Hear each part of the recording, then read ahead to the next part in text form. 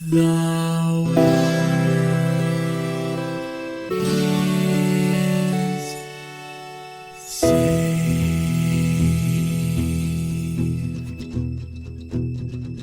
The living room's dark, save for light being cast from the big TV screen and the imminent sunrise that's teasing the one starry sky with whispers of morning. Hey, George. Hey, Lions, how's it going?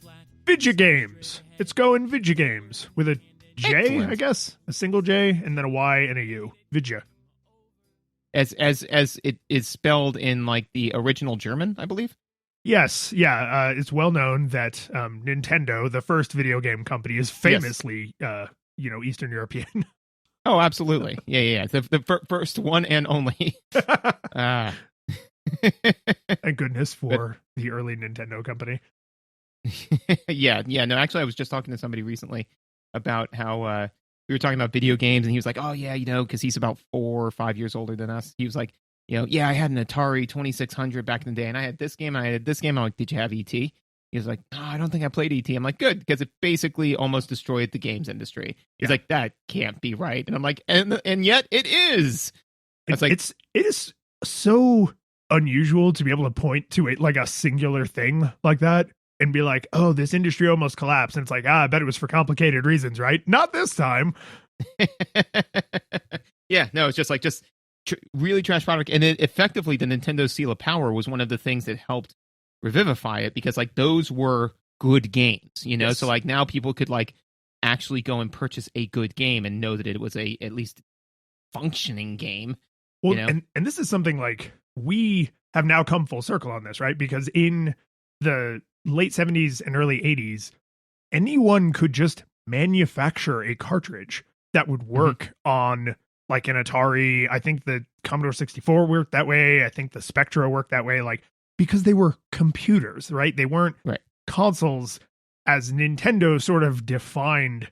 Like, this is what a home console is. Our software runs on this and nothing else. So if we don't approve it, then you're boned, right? And so video games were like that pretty much our entire lives until 10-ish years ago, when the internet became so ubiquitous and so fast that just distributing a game over the internet became viable for something to hit like mass market status. Right? Because I mean, there was shareware, and like you could email floppy disks, you could literally mail like floppy disks and stuff around. And, like that's how Doom got its start. And like we all know that. But we are now back to a place where like Nintendo and Sony and Microsoft, like they don't get to say, right? You can make some terrible, abhorrent video game and call it an art project and then put it on the internet, and then millions of people could see it and play it and pay money for it. And there's like nothing they can really do to stop them. And you could see companies like Apple truly hate that.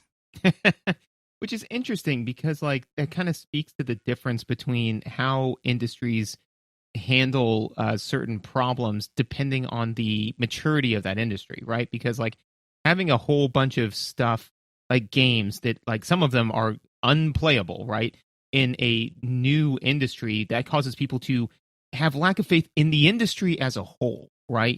So like that's the potential collapse. But now, where it's just like, no, video games are a real good thing that people play. They have a lot of appeal. So if a series of games are bad, just those games are bad, right? So now when you go onto, some platform and somebody's like, hey, you want to spend $10 for my game? Like I might be getting something that's horribly broken, right? So, but that's just, I think, in part because the industry is way more mature than it was 30 years ago. You know what? And this is going to dovetail with our mailbag question so well that we're just going to get through all the promo stuff super fast. Nostalgiagoggles.audio, links in the show notes. Go reviews, tell your friends. It's amazing. You can patronize us. And everybody gets the after show. And there is going to be after show today to talk about Animal Well, which is like crazy, but I didn't want to put it in the main show because I have weird spoilery things to say about it. But if you support us at a high enough level, we will shout you out at the beginning of the show thusly. So we first need to thank our 4-bit portables, Brad, Joshua, Keith, and Martin, our 8-bit classics, Yarno, Jay Brent, John, and Kevin, and our 16-bit hero, Michael. And for $1,000, we will buy you a 2-month Netflix subscription. Don't think about it. That's fair. No, it's completely fair. Love it. Yeah. No, it's yeah. this is the fairest one we've done. But this is like the equivalent of like I bought the super ultra collector's edition that just has some gold filigree, but I paid an extra $100 for it. It's that. It's like, because the value isn't in having the subscription, it's in having us purchase it for you. That's right. Yeah, because no one else would be able to say my Netflix subscription was purchased by the very handsome and intelligent hosts of Nostalgia Goggles. Yeah. All right, let's get to that mailbag question that I insisted was so critical we rushed through that. So there was a little thing. I'm not going to explain the entire thing. Everybody has internet search. But recently, a few companies have said that their game that they were getting ready to release, they had just done a teaser announcement for, was not a AAA game, but in fact, a quadruple A game. Ooh. And so what I want to know is, wrong answers only, what makes a game a quadruple A game? Do you want to lead us off? Yeah. I am choosing to pin this to battery sizing. So a quadruple A game is basically the same as a triple A game, but it's a little smaller, and you don't really keep a lot of them around because it's such an uncommon game size. You're like, I don't have anything that uses this game size. If I need it, I'll just go to the store and get one, but I'm not going to just have a bunch on hand. It's such a weird game size, right? So yeah, so quadruple A games are just triple A games with all of their faults, but a little smaller, and they don't last quite as long, and you're kind of annoyed when you have to buy one. Nice. No, I like that. I would definitely co-sign that as being the formal definition. I think, for me, I can think of two possible definitions. One, the game was made exclusively on cocaine, right? So like, that's how you certify it. Now hey, don't judge it. There's a lot of documentation that has to go into this, because you got to videotape all of your, programmers to make sure that they're actually on the drug the whole time. You have to like modulate and rotate through your workforce, because some games take 2 years to build, and that's a lot of drugs. So like, it's a lot, right? So like, it's a big seal of approval because of that higher level of quality assurance that goes into it. I like the obvious follow-on from this would be everyone working on the game is in this state, which means like all of the marketing people are all also like blasted out of their minds. Everyone's in the fugue state. Yep. Yeah. Which kind of explains, when you see this in writing, when you see AAA, because we've now gotten used to that, it just reads like AAA. But when you see 4 capital A's written, it does kind of read as like, which sort of fits, right? Yeah, no, the way I'm kind of picturing it is it's kind of like the navigators in Dune, like that's just like building. Submerged in the spice. Yeah. It's just like when you walk in, it's just like there's, like powdered, like it's just it's saturated in the air, right? The other way I could think of a AAA game is a AAA game is just like a AA game, except that it plays at 1 frame per second slower because of how hard it's pushing your system all the time, because it's a quadruple A game, you see, So if we just keep adding A's, we'll get down to like 1 frame per second. It'll be like a little flip book. Exactly. But that's the thing, is that like, it's not because the game was poorly made, right? It's because your system can't handle it. It's not your system isn't extreme enough. Yeah. No, I do think the kind of person who would say we have made a AAA game also would then blame the player for not playing it right. So yeah, exactly. I think that actually that one might not be a joke answer. That might actually be close to something that's really happening. Like, no, it's too real. It's too real. It's like when we were discussing, what are the qualities of AI? And like, as we were discussing it, I was like, I think the only thing that differentiates us from robots is the ability to feel pain. And we were both like, I don't like that. Yeah, not great. I'm glad I'm still allowed to feel joy, but I don't like that the thing that might make me unique is my ability to suffer. Yeah, right. And it's just kind of like, oh, that feels definitely like something Machiavelli would have written, and everybody would have been like, that sounds right. There are definitely philosophies based around suffering. I don't know if they attribute that to that's the thing that makes us human. I don't know. It's been a while since I studied any like philosophy seriously, but those definitely exist. They just don't tend to reach widespread acclaim, because who wants to believe that? Right. Well, and since this is a podcast about, world religions, I think we can talk about this for a second, which is that I think that a lot of religions address how to deal with pain, and then what they say about that like defines a lot of the religion, because like for Buddhism, pain is generated through want, right? So the idea is that like hey, if you stop wanting for stuff, then you will stop being in pain. Whereas I think like that, more of like the Judeo-Christian faiths like believe that like pain is reduced by like believing in a power higher than yourself, something like that, right? So I think that all religions basically start off with like, well, this sucks. What do I do about it? And then they kind of like develop a philosophy around it, The human experience, coping. Pretty much, like, as I've said to people at work, and that's probably not great, but as I said, like, look, man, we've all got three things in common. We are all born, we all die, and we are all trying to make that middle bit as painless as possible. Yep, that's coping. Kind of it. Anyway, how did we cope recently? Oh well, I don't know about you. I play a crippling amount of video games. We should start a podcast about it. We should.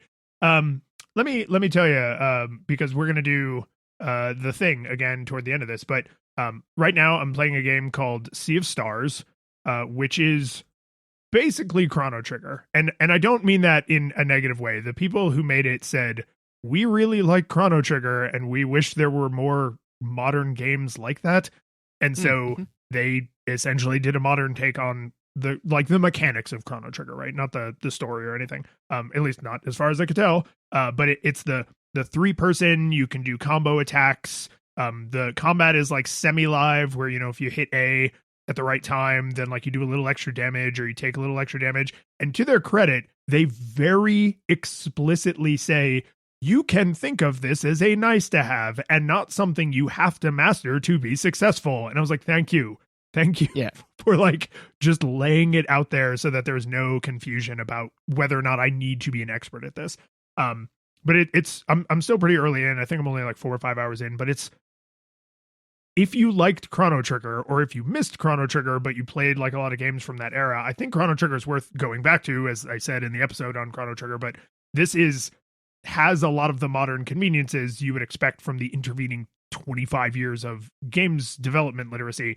So it's just nice that it's like, oh, this looks and plays like I remember Chrono Trigger playing in my memory, but I also can like save more easily, and also like there's auto saving built in, so if you didn't save for a while but then you die, like you only get thrown back a little bit, but then you do need to go save explicitly somewhere eventually if you're going to turn the game off. Like there's a nice balance of it plays like you remember but doesn't have a lot of the downsides of what you remember. So I'm pretty into that so far. I'm hoping the story hooks me, because the mechanic, like the battle mechanics, are good, but to me what made Chrono Trigger was the story, right? It's fun to play, but it's like an incredible adventure. So I'm waiting to still really get hooked, but I'm still pretty early on. Yeah, and that's kind of the thing, is that like I think that the intrinsic joy of just like enjoying the mechanics, right, is great.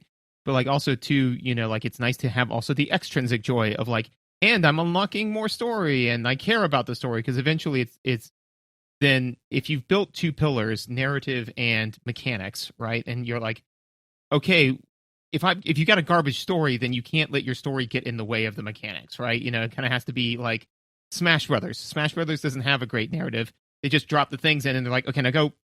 It's all about the mechanics, right? Like go play. Yeah, I think it the GameCube one that literally in the little opening movie shows the floating hands smashing the toys together. Like that is the narrative. The narrative is, hey, you probably did this at some point in your young life. This is that, right? Yes. they're not trying to write Tolstoy.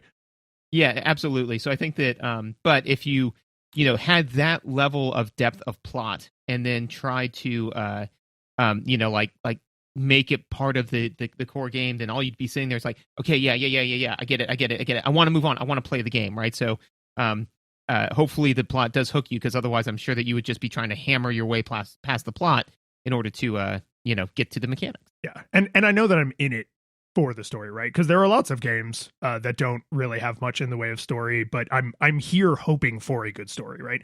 Speaking of games that don't have much of a story, Animal Well, which I will talk about more in the after show, but that game is basically 100% environmental storytelling.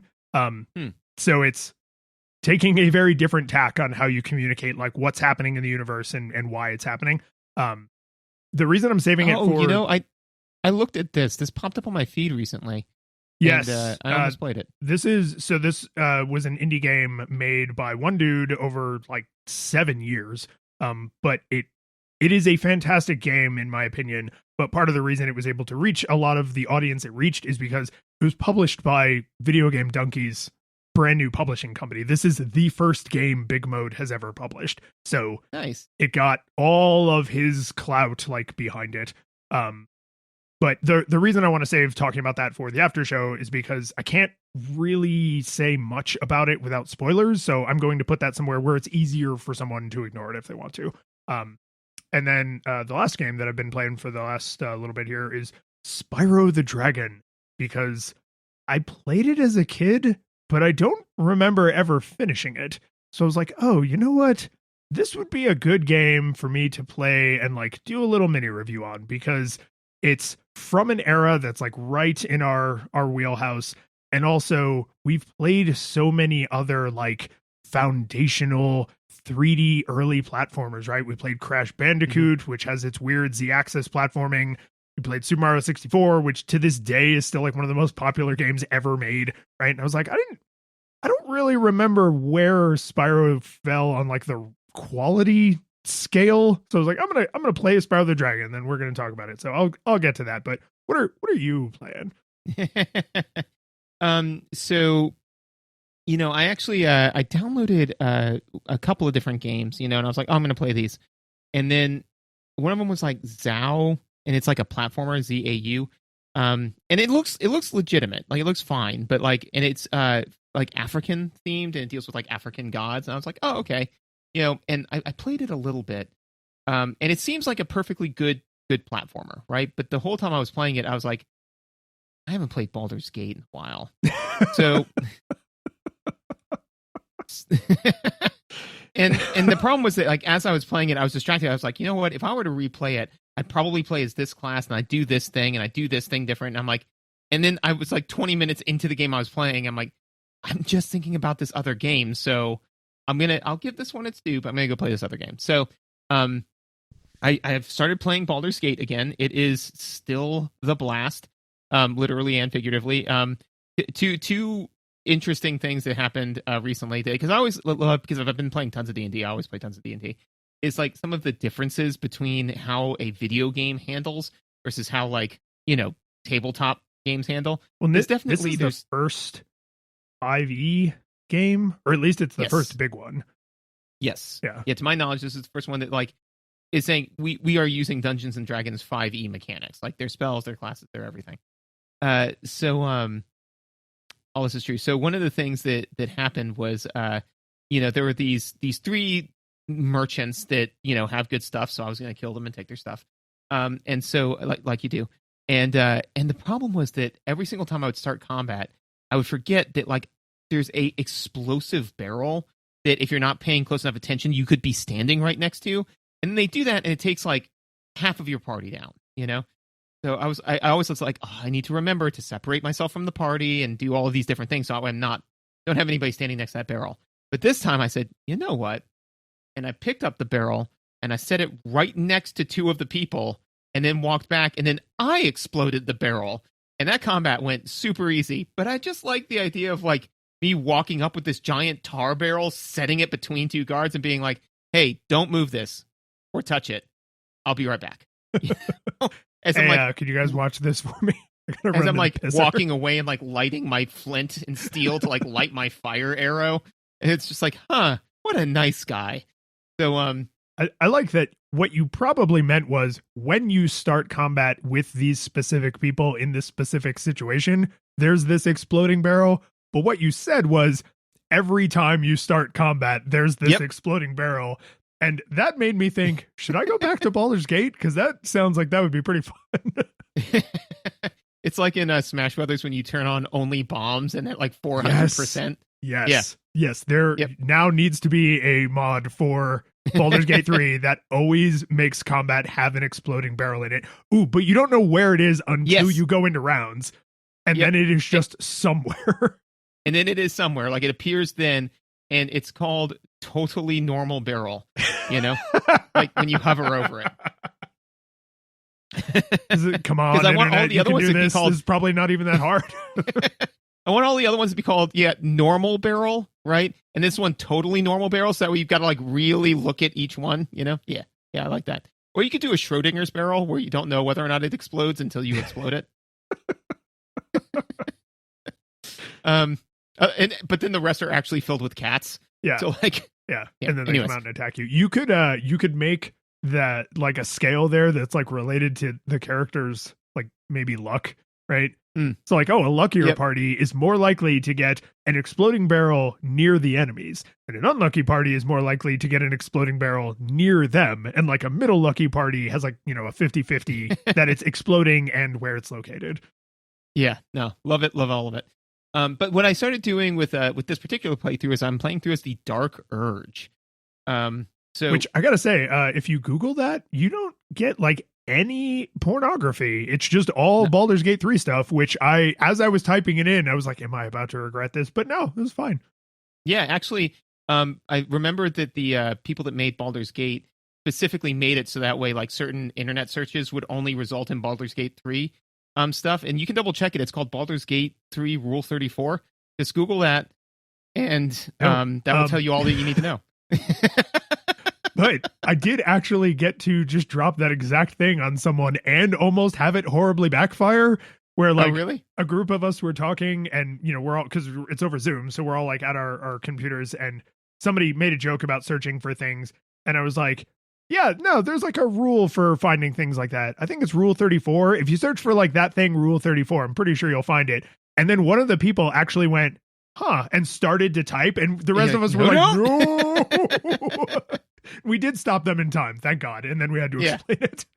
Yeah, I had a friend of mine who I just sent out a meme where it was just like, Saruman, when he took over the when he tried to take over, Middle Earth, like he had like many rules that he was going to follow and make it better. Just Google Saruman Rule 34 and you'll see that Saruman was right or whatever. So I posted that in like this group chat as a joke.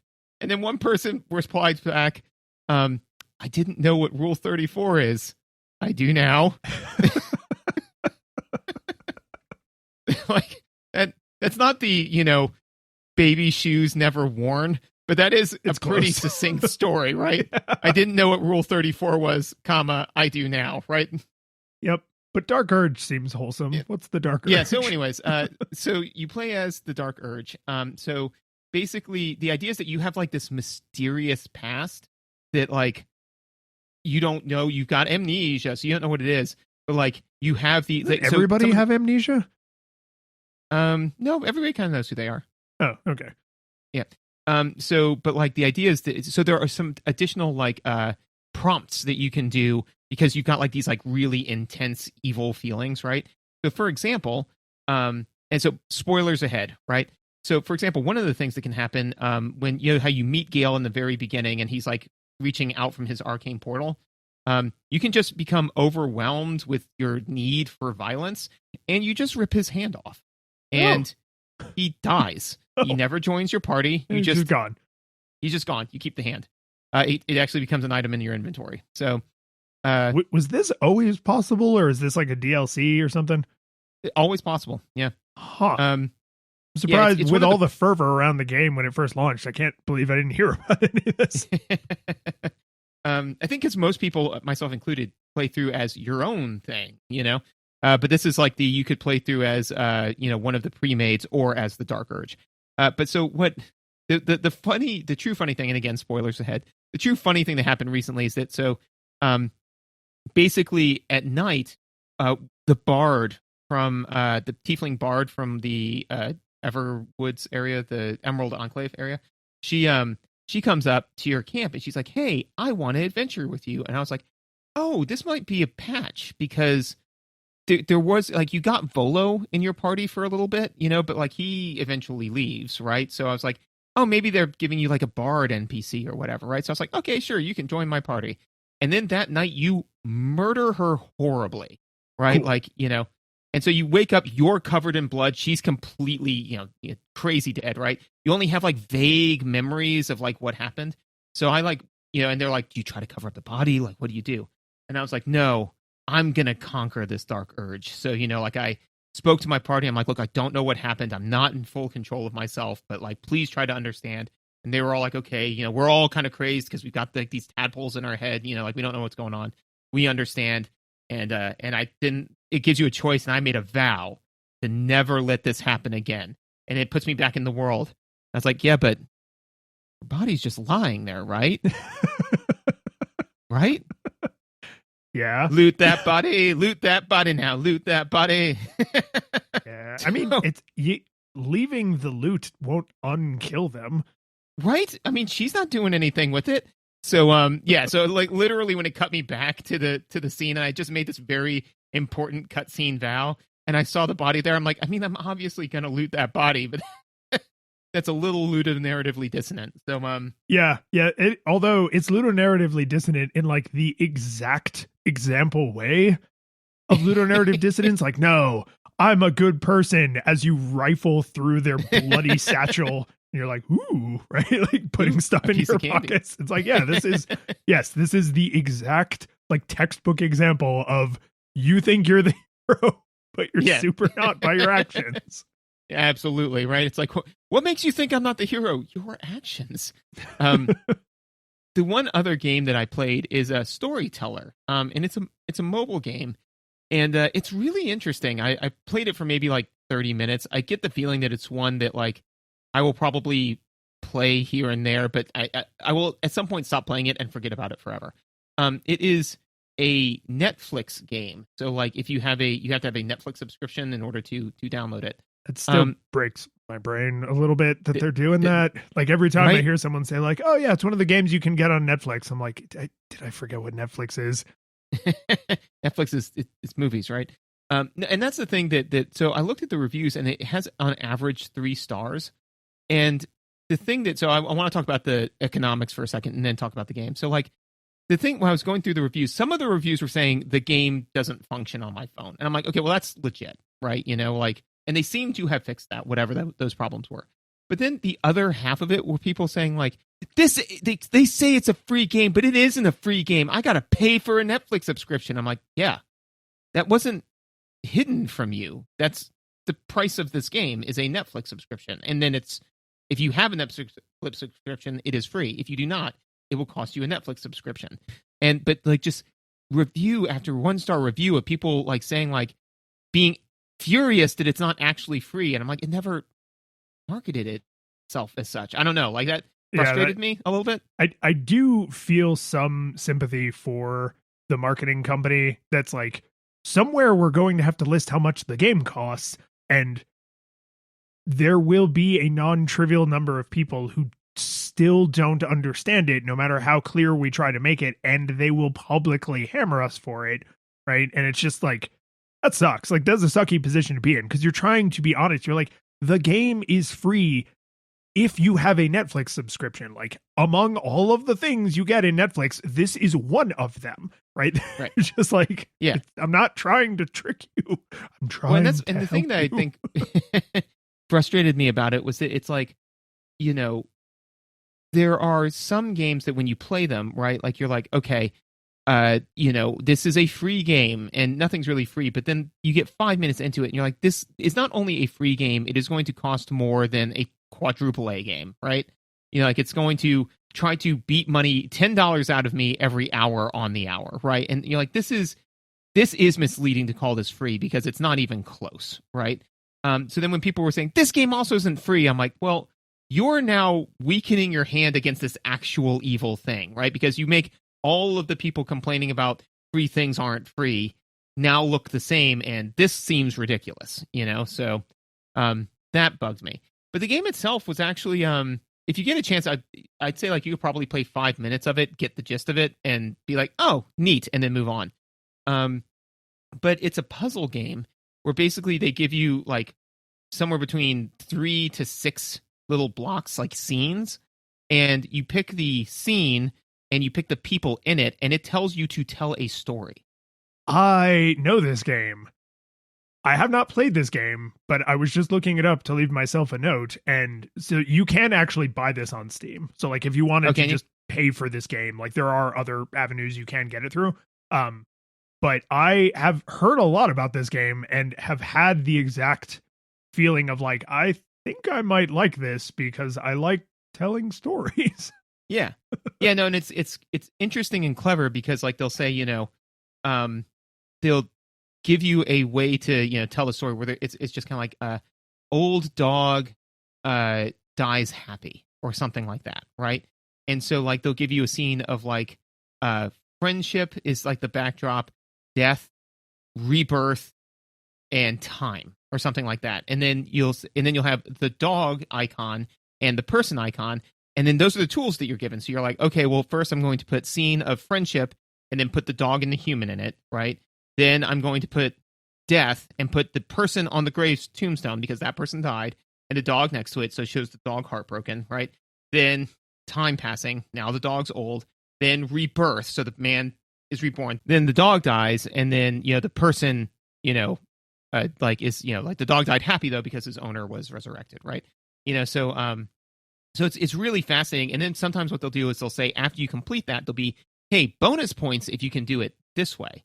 But the cool thing that I also like is that it updates the story in a live fashion. So let's say you mess something up, so you're like, oh wait, so in the final scene, let's say that you've got two people getting married, right? And that's not what you want. So then earlier on, you put one of those people on the tombstone, it will then show their ghost at the wedding because they're dead.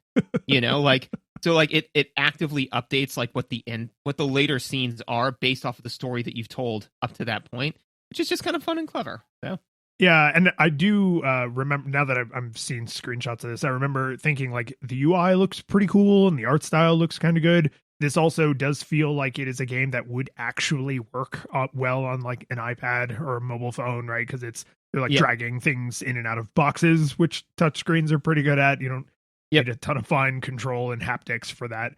The last thing I got to say about this on my side, since I didn't play it, is you can buy this on Steam for $14.99, which feels pretty reasonable for an indie game, right? Like that's a fair price for like an interesting experience you're probably not going to get from a quadruple A studio. Or you can buy it as part of the Annapurna Interactive Collection, which is a Steam bundle of all the Annapurna games.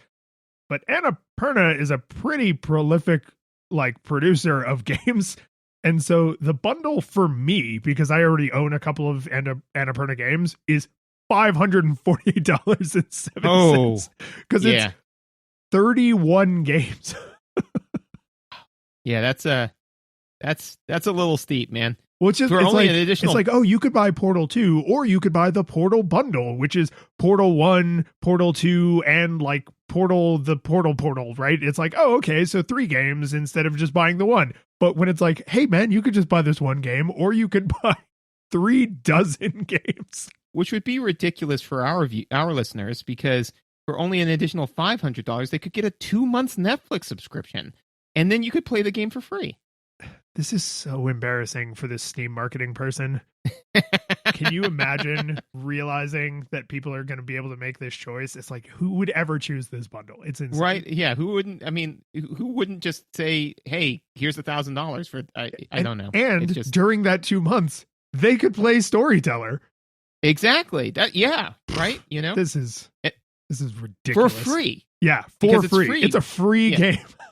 Yeah. Don't worry about the sunk part, like the beginning bit. It's free.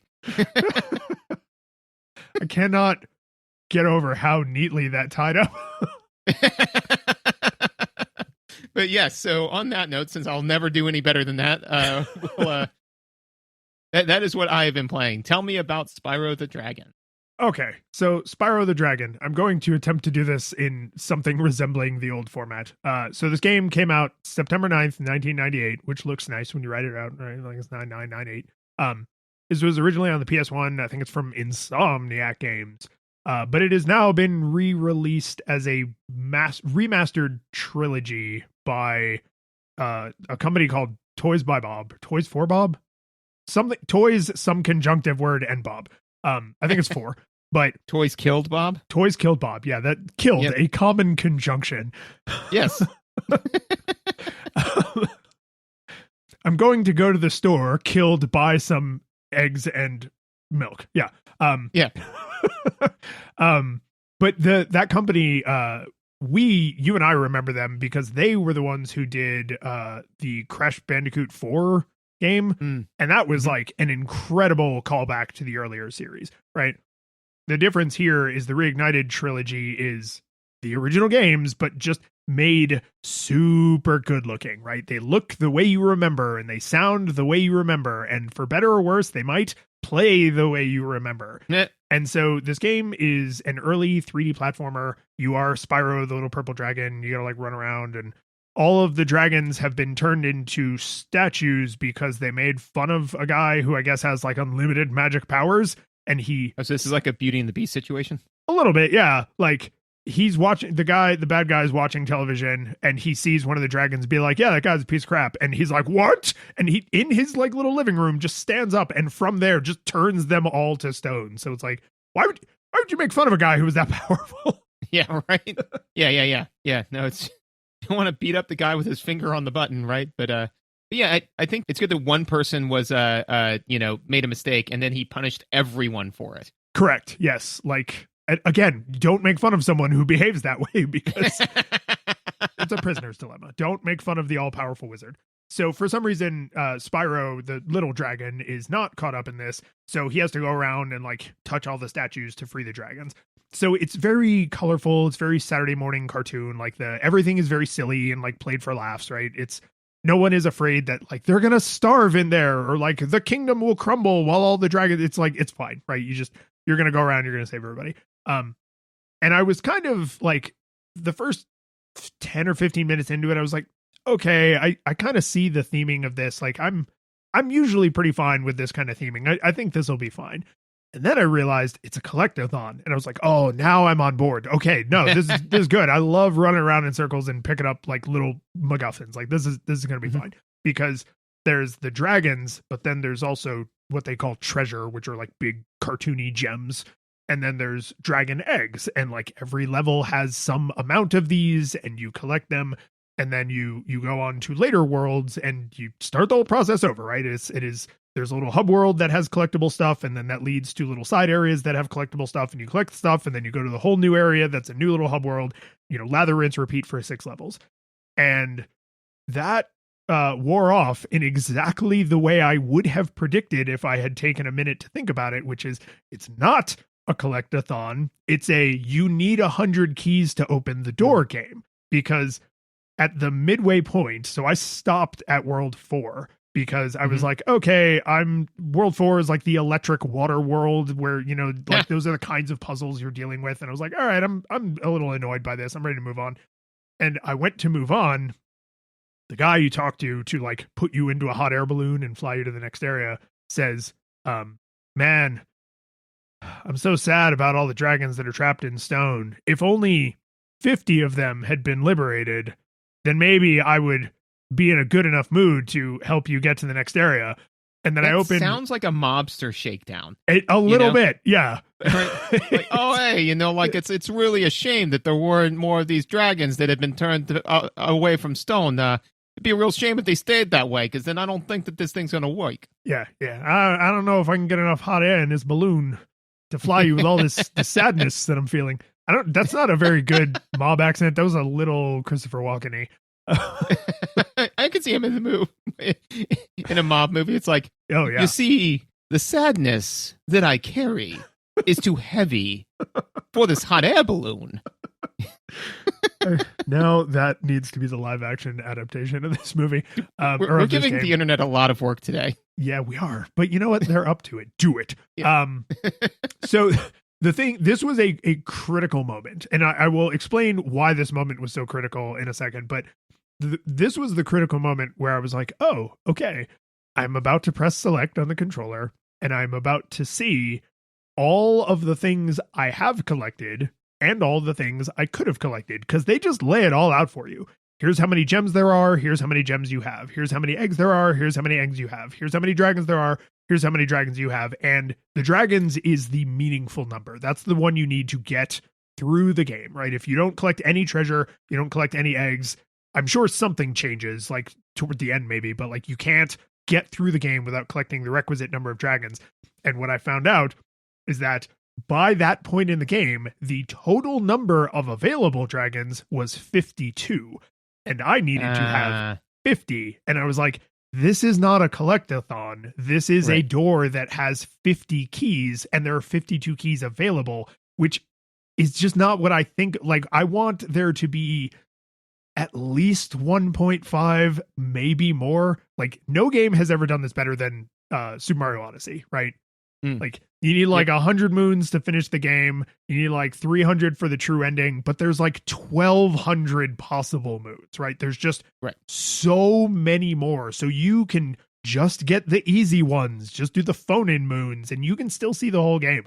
And that, I know that's a much more modern game, but like, that is now my definition of a collectathon, right? We had this exact same problem with Banjo-Kazooie, where toward the end of the game, it turned out like, no, yeah, there's like 100 jiggies, but you need like 97 of them to fight the final boss. And I was like, that's not what we agreed on. And you didn't tell me that up front, right? So Spyro at least gets credit of, you know, as you're going along that you're walking like a razor thin edge of like what's available you can only versus miss, what like, you have to have. Yeah, it's like in Darkest Dungeon where it says like clear 90% of rooms. You're like, okay, on a small dungeon I can miss one room. On a medium dungeon, I can miss 2 rooms, and on a large dungeon, I can miss 3 rooms, you know, but it's not like, oh, we'll just see what happens. I do wonder, because, like, I always love it when somebody says, you know, okay, you know, thing A is not okay, but 200A is okay, right? Because that means somewhere, because it's a binary choice, okay and not okay, like, there is the line, right? At, like, you know, 173, right? So I wonder, like, what is a way to test everyone's exact ratio between when they're like, no, this isn't okay anymore, right? Like, would it be, because they're like, oh, well, you need 50 dragons and you only have 52, and you're like, well, that's ridiculous. This isn't a collectathon. All right, man. What if I just said you needed like 45? We get it? No, still too many. Okay. I'm going to talk to my manager, and he's going to kill me for this. But I'll let you buy with 35 dragons. And now go. Take those 35 dragons. Just go before I come to my senses, you know? What do I have to do to send you home in this hot air balloon today? Slaps top of hot air balloon, you know? I mean, I think it is an interesting question, because I have played enough collectathons that I definitely know what is more than enough. And I definitely know what is not nearly enough. And the truth is somewhere in between. I think it's probably around 1.5, right? Like, if I need 50 to go on, give me 75 options, right? Because you're hopefully going to have a pretty big range of like, well, these 10 or 15 are gimmies. Like, you literally walk into them when you start the level. And then like these next ones, like through the course of finishing the level, you're likely to find them because they're just kind of there, right? But then you have a large portion of, these are the ones we consider hard, and now you can pick which kind of hard thing you think is hard. And that actually brings me to the thing that made me decide to say, okay, I think I've seen enough, because this game is, and I'm including the PS1 original and the remake trilogy when I say, like, it is visually very pleasant, right? The old one is obviously like super polygonal and blocky, but it's very cartoony and really bright colors. The music is actually pretty charming and friendly. It gets a tiny bit repetitive, but they're like bouncy kind of, you know, Saturday morning cartoon music. So like the world is very well realized. And in the remake, they obviously like quadruple down on that, right? It feels like you've been dropped into Fantasyland at Disney World. Like, it's just so colorful and bright and like welcoming and fun, because it's not you're not on this, you know, terrifying adventure to rescue the dragons and overthrow the evil knights. It's silly, right? Like, oh, they all got trapped in magical stone, and when you liberate them, some don't even bother to thank you, right? It's all like, that's all fine. The theming, I think, is all on point. But it's a platformer, 3D platformer, right? So to get to those dragons and have those little silly interactions, you got to run and jump. And Toys for Bob, to their credit, did not change any of the mechanics, because that's not what they were doing, right? It was a faithful reproduction. And I'm not sure what the right like game developer term is for this, but imagine you come up to an obstruction in Super Mario Brothers, right? You come up to the first pipe. You got to jump over the pipe. If you jump, I'm pretty sure that your maximum jump is only a little bit higher than the pipe, right? You can comfortably get onto it, but you don't soar over it, right? But if you're running, you can actually clear it. And if you just like tap A for a second, it's obvious you won't get up onto it, right? And that clarity, I can definitely make this. I can make this. I definitely cannot make this. I care a lot about that in a platformer. And this game doesn't do that at all. The amount you jump, first off, is not really variable. You kind of always jump about your full jump. And there's terrain everywhere that is sort of not meant for you, right? It's like, this is my world. Who lives here? Why are these stairs built like this? So the exact area where I was like, okay, I'm done, was I was trying to get to a dragon who was like up on a little cliffside. So I had to run through an area with enemies and then go up these stairs and then run up a little hill and then try to make this long jump. But I couldn't do it. I couldn't make the jump because I wasn't sure where exactly the platform would end, where exactly I needed to touch to successfully land on the other platform. And I kept like doing a bonk animation into it and falling to the ground. And then I would have to run around again. And when you try to go up the stairs, there's 4 stairs, but you can't take 2 at a time. So you have to do this unnecessarily large jump very slowly onto each step. You can't like, you're a dragon, so you can't like ledge grab and like pull yourself up. Like you have to land on a surface. You're a dragon and you walk on 4 legs, even though literally every other dragon you interact with stands upright and is bipedal. I don't know. Maybe you're a kid. Maybe they grow into being bipedal. But that was my moment when I was just like, I can't keep playing a platformer where I'm not confident in the platforming, because to get to these additional dragons, which I'm required to acquire, I have to do trickier and trickier platforming, and that's not fun. So that was where I was just like, I'm noping out of this. And I looked, I was about 4/6 through the game. I was right at the line where I would have gone to level 5. Gotcha. No. So co-sign all that. Yeah, I think that one is you need to. I don't think that necessarily the game needs to be perfectly clear on like how good your jump is, but the punishment for misjudging it should be proportional to how big of a mistake that was. So like if the jumping mechanics are intentionally janky, right, then like the punishments can't be as severe for people, not who didn't grasp it, right? So if you're like, I think I can make that jump, and it's reasonable for you to think that given the information that you've done so far, so you try it, and then the game's like, no, and now you die, and that was one of your only 3 lives, and if you lose all 3 lives, you're kicked back to the beginning. You're like, I don't feel like this was proportionate. Recently, I was playing D&D, and we were all playing around, and I think the DM wanted to punish us, and I'm not sure why.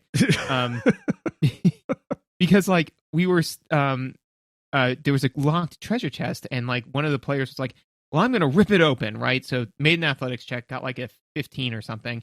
I was like, all right, man, that's pretty good. And I was standing next to him. And then the DM was like, all right, you open it up. So give me a dexterity save. And I was like, oh, okay. I guess it was traps, unlike any of the other treasure chests that we've seen. And then he was like, all right, so you both failed your save. So you both take 105 radiant damage. And I'm like, Jesus. What?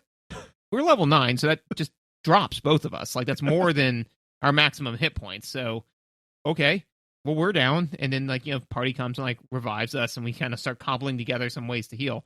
I'm like, I don't know why that happened, because like that was just like an auto kill, and it felt tacked on. And I'm like, what the hell, so that those feelings you want in a AAA game or quadruple A game, you don't want, right?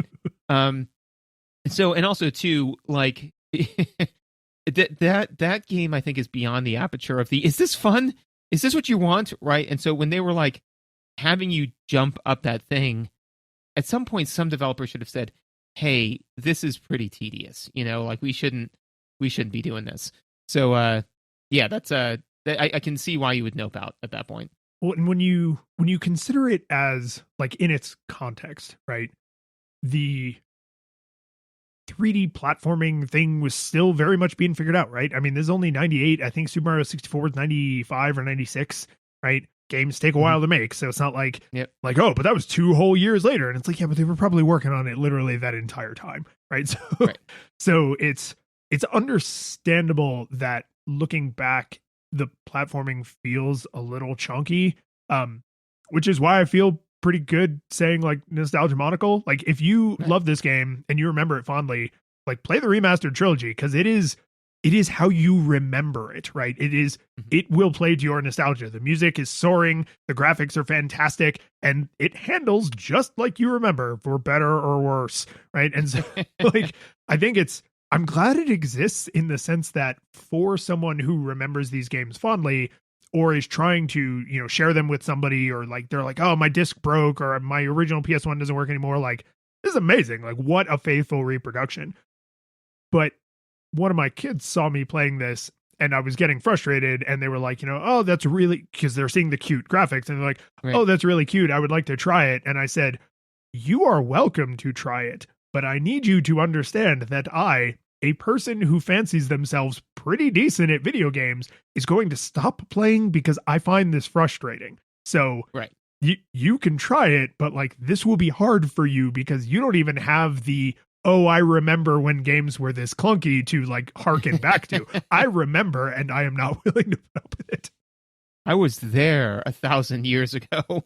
Yeah, no, it's so yeah, I mean, to be fair, that's a good ranking for Nostalgia Monocle. It sounds like that it was pretty decent, but in some cases it might have spiraled out of control. The curtain falls, the music plays, the credits roll, then it all fades to black, and you're left by yourself. The fanfare is gone, there's no player 2 there by your side to share victories won.